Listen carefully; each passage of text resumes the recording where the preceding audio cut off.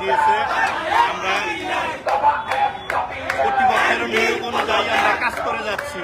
ওনারা আমাদেরকে আশ্বস্ত করছে যদি কোনো কারণে কোনো সময় নিয়োগ হয়, কর্তৃপক্ষ নিয়োগ দেয়, তাহলে ওনারা সর্বপ্রথম আমাদেরকে, আমরা 10টা গ্রুপ যারা আছি আমাদেরকে নিয়োগ দিবে।